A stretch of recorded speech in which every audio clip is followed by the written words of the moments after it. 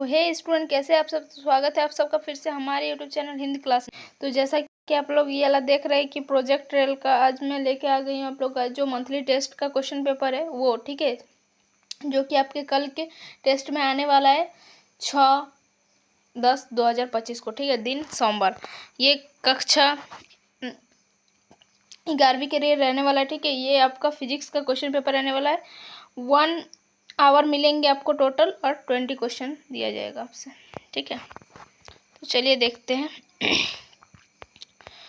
ये सब तो बता ही चुके हैं कितना नंबर का क्या रहेगा। तो आपको ऑब्जेक्टिव वस्तुनिष्ठ प्रश्न जो है वो 6 रहेंगे, जो कि टोटल 1-1 मार्क्स का रहेगा। तो टोटल 6 नंबर यहाँ से आप गेन कर सकते हैं। क्या बोल रहा है, rotational kinetic energy is equal to. तो रोटेशनल काइनेटिक एनर्जी वो किसका इक्वल होता है, ये आपका मोमेंट ऑफ इनर्शिया इंटू क्या होता है, ओमेगा का स्क्वायर। तो ये नहीं होता है, ठीक है, ना ही ये होता है ना ही ये होता है half moment of inertia into omega square, ठीक है। फिर question the unit of radius of gyration is metre. Gyration का यूनिट पूछ रहा है तो मीटर होता है। क्या when A torque acting on A system is zero, क्या बोल रहे, which of the following is constant. तो इनमें से कौन सा चीज़ कांस्टेंट हो जाएगा, तो क्या हो जाए, तो जो होता है वो एंगुलर मोमेंटम जो होता है वो कांस्टेंट हो जाता है, ठीक है। तो इसमें तो है नहीं, तो इसमें हम लोग मारेंगे नॉन ऑफ दिस, क्योंकि यहाँ पर लीनियर मोमेंटम है ना कि एंगुलर मोमेंटम। क्या बोल रहे, the value of g of at the centre of the earth is. तो क्या होता है, इसका जो हो जाएगा 0 हो जाएगा। क्या होता है, द वैल्यू ऑफ जी पूछ रहा है सेंटर ऑफ द अर्थ, तो वो 0 हो जाएगा, ठीक है। ऑप्शन नंबर इसके the height of A Jio stationery satellite is, क्या होता है, 3600 किमी, ठीक है, किलोमीटर। तो अब क्या बोल रहा है, with in the elastic limit the relation between stress and strain is. तो रिलेशन पूछ रहा है एलास्टिक की लिमिट के लिए स्ट्रेस और स्ट्रेन के बीच। तो ये होता है स्ट्रेस जो होता है वो डायरेक्टली प्रोपोर्शनल होता है स्ट्रेन का। Option B is correct. ये सारे स्ट्रेन इक्वल टू स्ट्रेस गलत है। स्ट्रेन डायरेक्टली प्रोपोर्शनल होता है 1/स्ट्रेन का, ये भी गलत है। या फिर स्ट्रेस डायरेक्टली प्रोपोर्शनल होता है 1/स्ट्रेन, ये भी गलत है। आपका सेक्शन बी जो कि टोटल 4 क्वेश्चन रहने वाले हैं, 2-2 मार्क्स का रहने वाला है, जो कि लघु उत्तरीय प्रश्न रहने वाला है। पहले क्वेश्चन को देखते हैं, उनके बाद हम लोग का आंसर देखेंगे, ठीक है। क्या हो रहा है, what do you mean by moment of inertia of a rigid body, right the unit moment of inertia का, ठीक है। क्या हो रहा है, स्टे हुक लू इन एलास्टिसिटी। फिर क्या बोल रहे, calculate the acceleration due to gravity, मतलब small g at a height h from the earth surface, ठीक है। फिर बोलते हैं state perpendicular axis theorem in moment of inertia, ये क्वेश्चन है। अब आप सेक्शन सी में देखेंगे जो कि 3 मार्क्स का 2 क्वेश्चन रहने वाला है, जिसको दीर्घ उत्तरीय प्रश्न लिखा गया है, ठीक है। तो क्या बोला है, कैलकुलेट द एस्केप वेलोसिटी, जिसको वी बोला, ऑन द अर्थ सरफेस। और क्या बोला, stay Kepler's law in of planetary motion, ठीक है। तो चलिए इसका आंसर देखते हैं, कुछ इस प्रकार से है। क्या हो रहा है, क्वेश्चन नंबर 7, क्या moment of inertia of a rigid body. तो देखिए इसका आंसर कुछ इस प्रकार से, moment of inertia is a measure of an object resistant to change in its rotational motion, ठीक है। तो क्या बोल रहे, it is the rotational along of masses for a rigid body. It is a tensor that determine the torque needed for a describe angular acceleration about the rotational action, ठीक, axis. तो इस तरह से इसका आंसर आप लिख सकते हैं। इसको आपको याद ही करना पड़ेगा। तो फिर मोमेंट ऑफ इनर्शिया का यूनिट भी आपको पूछा गया है। तो मोमेंट ऑफ इनर्शिया के यूनिट होते हैं किलोग्राम मीटर स्क्वायर, तो केजी मीटर स्क्वायर लिख सकते हैं, ठीक है। फिर क्या हो रहा है, हुक्स लॉ इन इलास्टिसिटी का हुक्स लॉ को डिफाइन करने वाले क्या हो रहा है, Hooke's law state that within the elastic limit the stress applied to a body is directly proportional to the strain produced in its। तो इस तरह से इसका फॉर्मूला दिया गया है। स्ट्रेस जो होगा डायरेक्टली प्रोपोर्शनल स्ट्रेन का होगा, तो स्ट्रेस बराबर हो गया E into strain.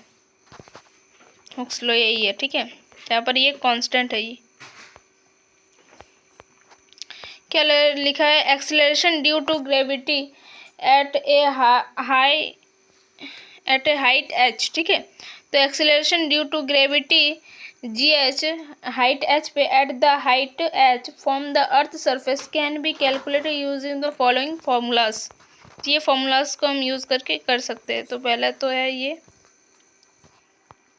the acceleration due to gravity on the surface of the earth is given by g equals to capital G m by r square. फिर है जहाँ पर g है ये आपका यूनिवर्सल गैस कांस्टेंट, फिर m है mass and r जो है आपका रेडियस ऑफ द अर्थ। तो इस तरह से इसको फॉर्मूला का अर्थ हम निकाल सकते हैं। Eight the height h above the earth surface the distance from the center of the earth is r plus h। तो इस तरह से इसको आप लिख सकते हैं, ठीक है। स्टेप 3 में क्या है, related g h to g we can क्या है एक्सप्रेस जी एच जो कि आपका क्या है जी जो स्मॉल जी आपका क्या बोला एक्सेलरेशन ड्यू टू ग्रेविटी है एट पॉइंट हाइट एच पर the term of g is following. G h को आप इस तरह से डिफाइन कर सकते हैं क्योंकि आपको हाइट एच पर पूछा है ना, तो इसीलिए। तो इसका आंसर आप इस तरह से दे सकते हैं।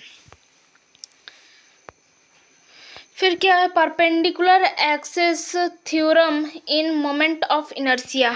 तो क्या the perpendicular axis theorem state that the moment of inertia of a planar body about an axis perpendicular to its plane is equal to the sum of its moment of inertia about two mutually perpendicular axis lining in the plane, ठीक है। where जहाँ पर I1 I2 I का मतलब यहाँ पर है moment of inertia, moment of inertia है, और जहाँ पर I का मतलब होता है moment of inertia and the X Y Z axis से रिप्रेजेंट कर रहा है, ठीक है। एक्स वाई जेड जो है एक्सिस को रिप्रेजेंट कर रहा है। फिर क्या, और escape velocity on the earth surface, earth surface पर स्केप वेलोसिटी पूछ रहा है। तो स्टेप फर्स्ट में क्या आता है, डिफाइन करेंगे हम लोग स्केप वेलोसिटी कि क्या है स्केप वेलोसिटी, या फिर हम अर्थ के सरफेस पर देख लेंगे। Escape velocity is the minimum velocity an object need to escape the gravitational pull on the planet without any further क्या है प्रोपुल्सन, ठीक है। इस तरह से दिया गया है। स्टेप 2 में क्या देखिए, set up the energy conservation equation, जिसमें ये आपका दिया हुआ है ई जो सरफेस में है equal to the half M B square minus G capital M small M by R, ठीक है। ये आपका फॉर्मूला है फॉर द ऑब्जेक्ट और to escape it total energy at an infinite distance from the earth must be, ठीक है। तो ये आप इसे the escape velocity on the earth surface be is equal to √2gr।